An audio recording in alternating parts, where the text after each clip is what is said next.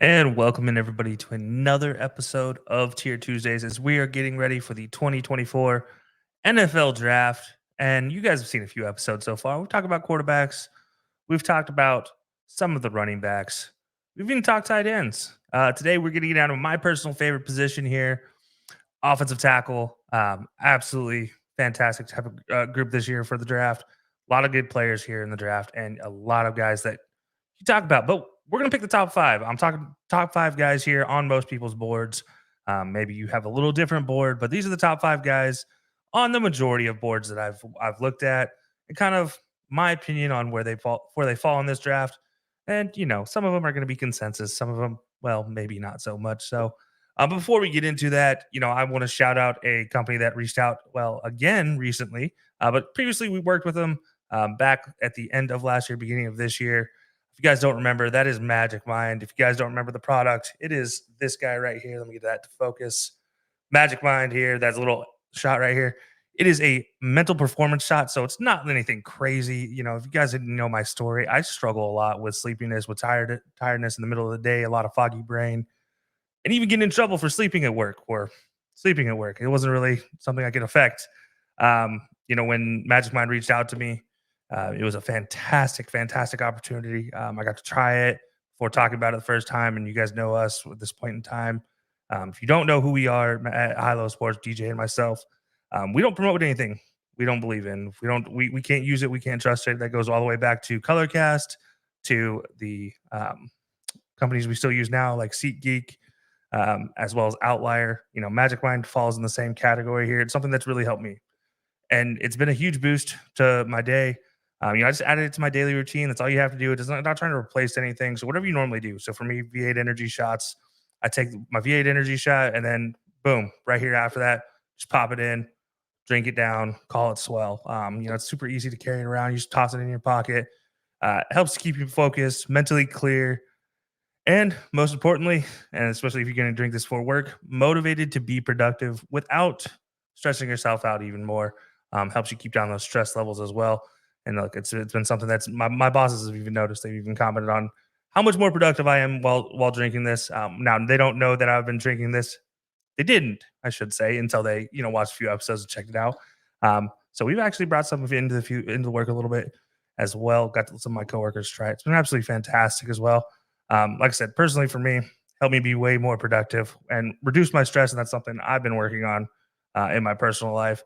On top of that, 100% of your daily vitamins or daily recommended dose of vitamin C and D, so huge there. They include products like California grown lion's mane mushroom, as well as the best nootropic in the market. Honestly, the name is something I can't pronounce, so unfortunately, I can't give you the full name for that. But it's Cognizin. I'm gonna take a crack at it. Cytosillin. Um, Absolutely fantastic product there as well. And on top of that, you have organic ceremonial matcha or ceremonial grade matcha from Japan.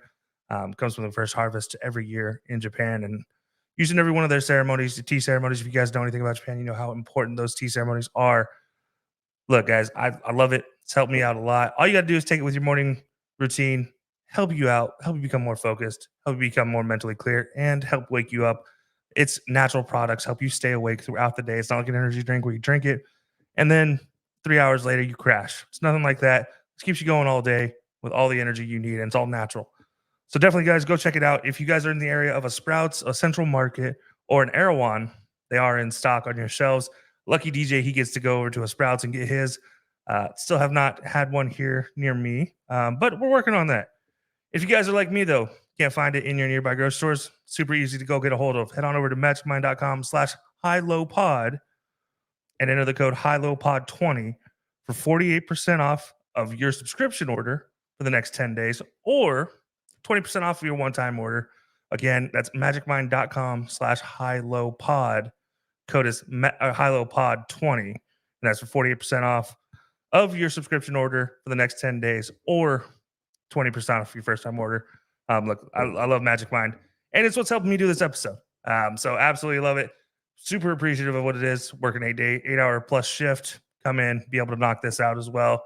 Get you guys the information for your Tier Tuesdays for the NFL draft. So shout out over there to Magic Mind. You guys need to know what the logo looks like. Boom. Here you go. Thank you to Magic Mind every time. Look, love you guys so much. And without further ado, we're going to get right into the offensive tackle rankings for this year. So here we are. Now, like I said, we're going to our top five. We're going to keep it simple this year. I could go probably 20 deep if I wanted to. That's just how deep this offensive tackle class is, but I'm not going to. But we're going to start from the top here. Best overall offensive tackle prospect, Joe Alt from Notre Dame. If there's any question, just put on a little bit of tape. He has the size, he has the strength. Most importantly, he has the football IQ to play offensive tackle at the next level. He's not a guy that's just stone footed. He is able to pass block, he's able to run block. And look, you need that in today's day and age. So give me Joe Alt as the best overall prospect so far for the offensive tackles in this year's draft. Now, next category, NFL starter, but probably not at tackle, which is a bummer because his tape is absolutely fantastic, but a lot of teams might see more value in moving him to a guard. That is Talise Fuaga from Oregon State. Look, he's an absolute guaranteed NFL starter. I look at him like Rashawn Slater in a lot of ways. The dude should be a first-round draft pick, should be a top 15 draft pick, really. Going to be a lot like Rashawn Slater where they end up kicking him inside. But look, that doesn't take anything away from him. He's an absolutely skilled player, has all the talent with his hands, keeping pass block. I believe he allowed one pressure as a guard in the last year. Absolutely insane to think about here. Moving on to the next category here, a national championship appearance for this guy. That is Troy Fautanu from the University of Washington. Unfortunately, they did not win, obviously. But there's no doubt in my mind that Fautanu is the best zone blocker in this draft for offensive tackle. If you guys don't know what a zone blocking scheme is, just Google it. It's that simple. Arian Foster made it most famous, and nowadays you see it so much. Basically, everybody blocks one direction. Running back looks for a hole, plants his foot, cuts upfield. Super easy. Doesn't ask for too much effort from the offensive lineman. You just push your guy that one direction. That simple. Nothing wrong with that. Nothing wrong with any other scheme, but really, hands down, he's the best zone blocker in this offensive tackle class. I don't see any doubt in that mind. Fautanu for me is the number. Well, I won't give that away. Just you have to wait for our mock draft there at the end of the year and our big board to come out. At number 4 for the offensive tackles, I have Olu Fashanu out of Penn State. Look, he's great potential, but needs to hit that weight room. Nothing wrong with him. He's still young though, but he might be the youngest prospect out of everybody. He's probably a guy people are going to take on the second round. Nothing wrong with that. Take him in the second round. You actually have a fantastic prospect for the future. Just needs to get stronger. I mean, and that's just part of being 19 years old. I believe 20 technically when the draft occurs. Absolutely talented player for Penn State. Helped that run game the last couple of years, but just really needs to be stronger. Has an unlimited potential though, as long as he hits that weight room in the first year. I don't think he starts that first year. I think a lot of teams let him sit, but when he actually gets his opportunity on the field, don't be surprised to see Fashanu in a few Pro Bowls and potentially some All-Pro teams. And last but not least, one of the other guys I've seen a lot of top 5 boards here, J.C. Latham from Alabama. Nothing against J.C. Latham. He's young, but penalties are a concern, although he could be good. The biggest problem is he's had 18 penalties in the last 2 years. Not good for an offensive tackle, not good for a blindside offensive tackle, so left tackle for a lot of teams. He's going to kick him to right tackle. Probably have a good opportunity there with him at right tackle. But at left tackle, penalties can be a problem. I even say right tackle, penalties will still probably be a problem. You just got to get him to keep his hands inside. Otherwise, very talented player. There's a reason Alabama made a run when they probably shouldn't have, in a lot of people's opinion. That offensive line is good. J.C. Latham led the way for him. Now, with that said, he might not be number 5 on a lot of people's boards, on some people's boards, but he is number 5 on a lot of people's boards. Maybe even number 4 in some cases.